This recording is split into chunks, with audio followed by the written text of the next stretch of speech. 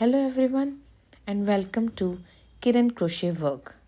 तो आज का वीडियो बहुत इम्पॉर्टेंट है और डिफरेंट है क्योंकि आज का वीडियो है एक शो एंड ट्यूटोरियल वीडियो जिसमें मैं आपको दिखाऊंगी कि कैसे मैंने इयररिंग्स बनाए हैं। और ये बहुत ही सुंदर इयररिंग है जो है डोनट इयररिंग्स। तो इसके लिए मैंने हुक लिया है 1.5 mm का, ताकि ये प्रिसाइज बन के आए।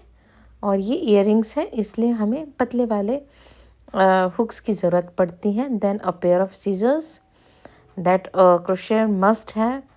Then a few threads, these are embroidery threads ताकि कलरफुल हम बना सकें। और लास्ट में हमारा है ये इयररिंग हुक्स। तो आइए हम स्टार्ट करते हैं बनाना। Let's start the project.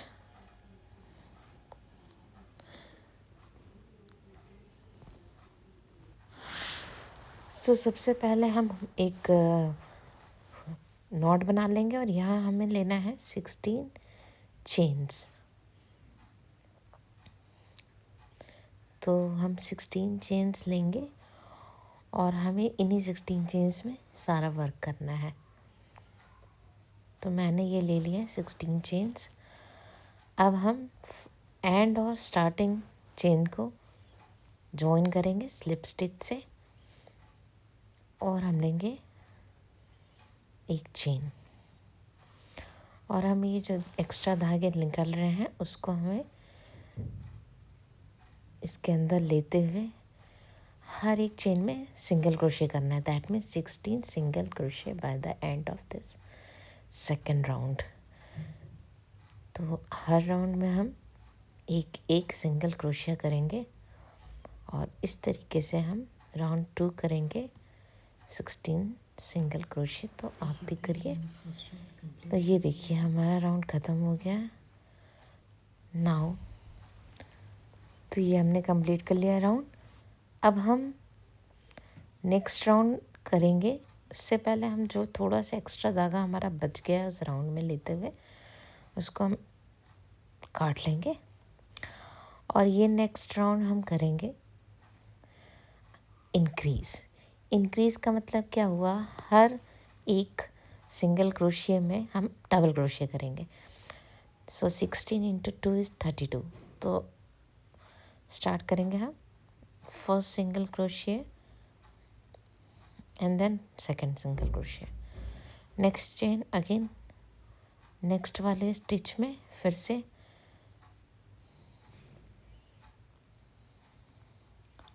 ये थोड़ा सा गड़बड़ हो गया, फिर से हम रीटेक करते हैं इसको। तो हमने ये डाला एक सिंगल क्रोशिया और उसी चेन में एक और सिंगल क्रोशिया। फिर से नेक्स्ट राउंड में हम हर में दो स्टिच करेंगे, 1 सिंगल क्रोशिया, इंक्रीज करेंगे, ठीक है। 2 single crochet, 1 increase, 1 single crochet, 2 single crochet. That means कि 2 increase, you have to make 2 single crochet in each previous single crochet, है ना। तो 16 से हमारा इंक्रीज हो गया। हर में 2 करते हुए 32 कर लेंगे। तो फ्रेंड्स, अगर आपने मेरा चैनल अभी तक सब्सक्राइब नहीं किया तो सब्सक्राइब कर लीजिए। अच्छी और नई वीडियोस के अपडेट आते रहेंगे आपके पास। और कमेंट और लाइक ज़रूर करिएगा so that I will get motivation. और उम्मीद है आप मेरे साथ साथ बना रहे हैं। तो हर चेन में 2 सिंगल क्रोशिया बनाएंगे हम और इस तरीके से हम इसको फिनिश करेंगे। तो आप देख सकते हैं कितना माइन्यूट वर्क है और मेहनत भी आप समझ सकते हो। तो इसलिए हैंडमेड वर्क्स हमेशा आपको एक्सपेंसिव लगता है, बट एक्चुअली वो है नहीं, क्योंकि वो इतना टाइम टेकिंग होता है और इसलिए वो थोड़ा सा महंगा होता है। तो चलिए फिर अगेन इस राउंड में हमें कुछ नहीं करना है, एज इट इज़ फॉलो करना है जो हमने पहले किया था। बस हमें एक सिंगल क्रोशे के ऊपर एक और करते जाना है। दैट मीन्स हमने इंक्रीज़ नहीं करना है, डिक्रीज़ करना है, कुछ नहीं करना है, जस्ट 32 का 32 सिंगल क्रोशे करना है। तो आइए हम मेरे साथ करिए आप 32 सिंगल क्रोशे, और ऐसे हम एक एक धागे पिरोते हुए इसको आगे ले जाएंगे। और ये देखिए, तो ये मैं कह रही थी आपसे कि हैंडमेड जो वर्क होता है, आप देख सकते हैं कि स्लोली स्लोली आप कैसे अनस्ट्रक्चर्ड थ्रेड को आप एक स्ट्रक्चर देते हैं, फिर उसमें रंग भरते हैं, फिर उसका एक डिज़ाइन क्रिएट करते हैं, और तब जाके एक प्रोडक्ट या एक प्रोजेक्ट बन के सामने आता है। So it needs lot of patience, और ये एक टाइप का मेडिटेशन है जो आपको इंगेज रखता है और आपको अननेसेसरी थॉट्स में उलझने से बचाता है। तो अब हम नेक्स्ट राउंड करेंगे, और इस राउंड में हमें क्या करना है,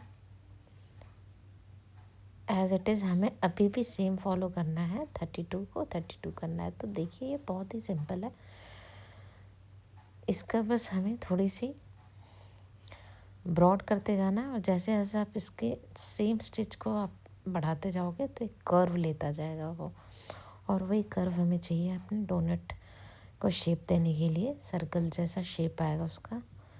और उसके लिए हमें एक ही स्टिचेस को multiple time number of stitches करने पड़ते हैं। तो ये फिर से मैं 32 में 32 कर रही हूँ नेक्स्ट राउंड। तो this is very trending earring, और मुझे तो ये ऐसे एक्स्ट्राऑर्डिनरी ईयरिंग्स बहुत ही पसंद आते हैं, क्योंकि ये स्टैंड आउट करते हैं आपको जहाँ भी वेयर करके जाते हो आप। अनडाउटेडली आप स्टैंड करोगे अलग, क्योंकि ये हैंडमेड है सबसे पहले, और फंकी भी है साथ के साथ। तो देखिए मैंने यहाँ पे एक मार्कर लगाया थ्रेड से ही, जो आइडेंटिफाई करने में हेल्प करता है कि मेरा ये राउंड ख़त्म हो रहा है यहाँ या शुरू हो रहा है यहाँ। अदरवाइज़ क्योंकि ये सारे स्टिचेस काफ़ी एक दूसरे से मिक्सअप हो जाते हैं और हमें पता नहीं चलता हमने कहाँ स्टार्ट किया था, और इस तरीके से हमारे काउंटिंग मिस्टेक्स हो जाती हैं। और that's why crochet is an art. 1+ या 1- होने से आपका सारा स्ट्रक्चर गड़बड़ हो जाएगा। So I am about to finish this round, और इस राउंड के एंड तक आपके भी होने चाहिए 32 सिंगल क्रोशे। तो एक्चुअली क्रोशे की किट में आपको मार्कर्स मिल जाएंगे बहुत सारे प्लास्टिक के, बट सबसे इजी यही मार्कर होते हैं जो इजी टू अप्लाई होता है, और आपको हटाना है तो हटा सकते हैं। चलिए तब हम एक दूसरा कलर ले लेते हैं, और इस बार मैंने ये चॉकलेट कलर लिया है, that is brown, so that my donut will look chocolatey. और ये आप जब भी चेंज करें कलर, हमेशा ध्यान रखिए कि जब आप चेंज करें तो वो चेंज दिखना नहीं चाहिए, इसलिए आप जब यार्न ओवर लास्ट करते हैं तो उसी में आपको चेंज कलर करना चाहिए। चलिए तो मैं जो ये नया यार्न डाला है मैंने, उसको मैं पीछे से खींचते हुए अंदर डालूँगी, ताकि वो कहीं से निकले ना और हमारा विजिबल भी ना हो। तो ये सारी चीज़ें होती हैं जो नीट एंड क्लीन आपके प्रोजेक्ट को बनाती है, और आपका एंडिंग वाला टाइम एंड मोमेंट में जो हमें सब वाइंड अप करना होता है सारे थ्रेड, उसका टाइम बच जाता है। तो अब इस राउंड में क्या करना है हमें, इस राउंड में अगेन हमें सेम 32 सिंगल क्रोशिया करना है, बस अंतर ये है कि हमने कलर चेंज कर दिया है, उसके अलावा कोई चेंजेस नहीं है। तो आप भी मेरे साथ करिए। और ये मैंने पिछला धागा काट लिया है तक, क्योंकि अब मुझे उसकी ज़रूरत नहीं है, वो पोर्शन हो गया कंप्लीट। तो देखिए एक तरीके से आप समझिए कि हाफ आपको एक कलर का करना है और हाफ पोर्शन आपको एक कलर का करना है। ताकि आपका हाफ हाफ मिलके वो एक डोनट का शेप दे देगा। तो आपने जितने अभी राउंड करे उतने ही राउंड आपका आगे करने हैं।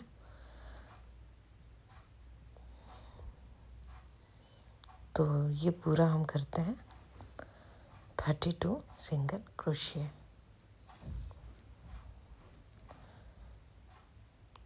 चलिए, तो ये मेरा फिनिश हो गया है। अब मैं सेकेंड राउंड में भी मैंने 32 सिंगल क्रोशिया कर लिया है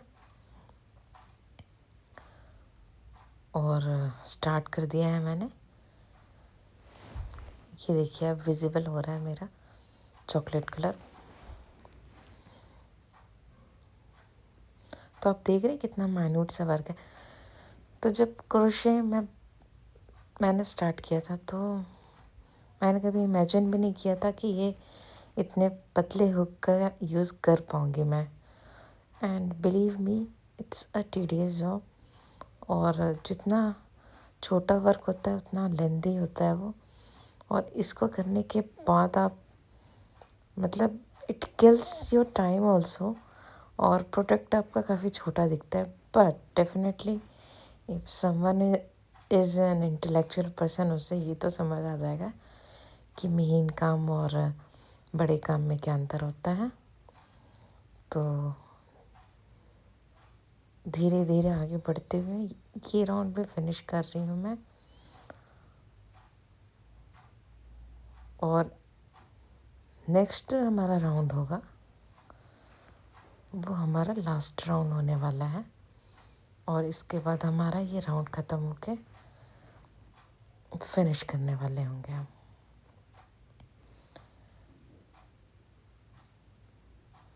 तो ये देखिए कितना साफ और सुंदर बन के आ रहा है। उम्मीद है आप मेरे साथ बना रहे हैं। See crocheting everyone, I heard someone saying कि ये it's very easy, anyone can make. हाँ ठीक है, anyone can make, but for that you need excellence, है ना। Anyone can do anything, but सब कुछ नहीं कर सकता है सब कोई। तो ये मैं एक्स्ट्रा जो थ्रेड इधर से निकल रहे हैं उसको मैं काट देती हूँ, जो मैंने पीछे से कवर किया था उसको। चलिए फिर नेक्स्ट मैं करूँगी। अब ये मैं डिक्रीज़ करती हूँ। डिक्रीज़ के लिए मैंने फ्रंट जो आपका लूप है वो लिया, दोनों 2 चेन का फ्रंट लूप लिया और यार्न ओवर किया और अगेन यार्न ओवर। फिर से देखिए, आप डिक्रीज़ करना है हमें। मार्कर लगा लेते हैं ताकि हमें पता चले यहाँ हम डिक्रीज़ करना स्टार्ट किया था।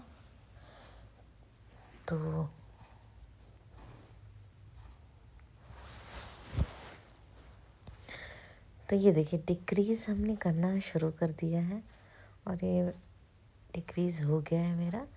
नेक्स्ट डिक्रीज़ किया मैंने, फिर से मैंने एक लूप लिया और नेक्स्ट का एक लूप लिया, yarn over, again yarn over, front loop, ये लिया मैंने फ्रंट लूप, और फिर ये नेक्स्ट का भी front loop, yarn over and then yarn over. ठीक है, तो इस तरीके से हम डिक्रीज़ करेंगे। डिक्रीज़ का मतलब अगर मैं हर राउंड में हर चेन में डिक्रीज़ कर रही हूँ तो मैं हाफ़ कर दूँगी, तो 32 का हाफ़ हो जाएगा 16। चलिए डिक्रीज़ करते हैं, yarn over, again yarn over. तो ये मैं डिक्रीज़ करते हुए इसको एक शेप देंगी। चलिए ये मेरा डिक्रीज़ हो गया और आप देख सकते हैं ये डोनट दिख रहा है, बहुत ही प्यारा, बहुत ही क्यूट लग रहा है। और इसको हम एक चेन लेके थोड़ा सा यार्न छोड़ के, ताकि वो बाद में सिलने के काम आएगा, कट कर देते हैं हम इसको यहाँ से। और ये मैंने लिया है, ये देखिए, जस्ट लुक एट दिस, बहुत ही क्यूट दिख रहा है। बस हमें थोड़ा और इसको डेकोर करना है। और इसको मैं थोड़ा शेप देने के लिए मैंने ये लिया है पाइप क्लीनर। जो पाइप क्लीनर ईज़िली अवेलेबल हो जाते हैं स्टेशनरी की शॉप पे। इससे क्या होगा, ये थोड़ा सा थिक भी हो जाएगा और शेप में आ जाएगा। अगर आपके पास नहीं है तो आप रुई भी डाल सकते हैं थोड़ा थोड़ा सा, बट वायर से वो क्या रहता है, स्टडी रहता है और ऐसा लगता है कुछ अंदर स्टफ़ करा हुआ है। तो इसको थोड़ा सर्कल जैसा करके मैं इसको इंसर्ट कर दूँगी इसमें, और फिर हम इसे सिल देंगे ताकि ये हमारा जो पाइप क्लीनर है वो दिखे भी ना, और ये डोनट का शेप भी लगे।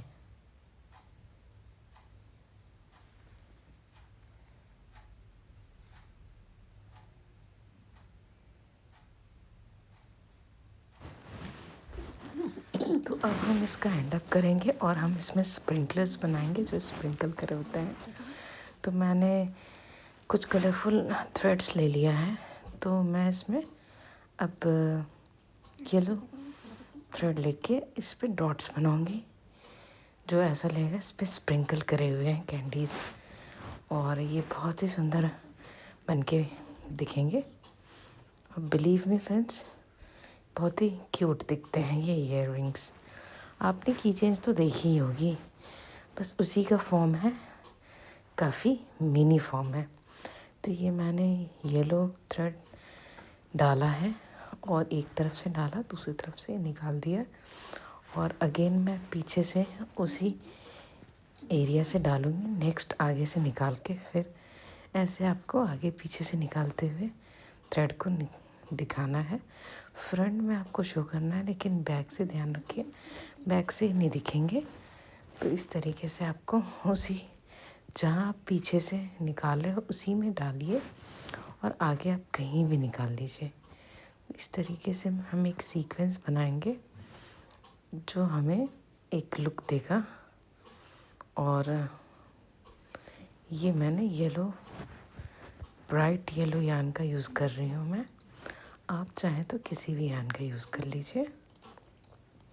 तो ये देखिए, अब मैं इसे अंदर से डालते हुए कट कर लूँगी ताकि ये कहीं से इसके एंडिंग्स दिखे ना। और जो मैंने स्टार्ट किया था जहाँ से, उस धागे को भी मुझे छुपाना हुआ है।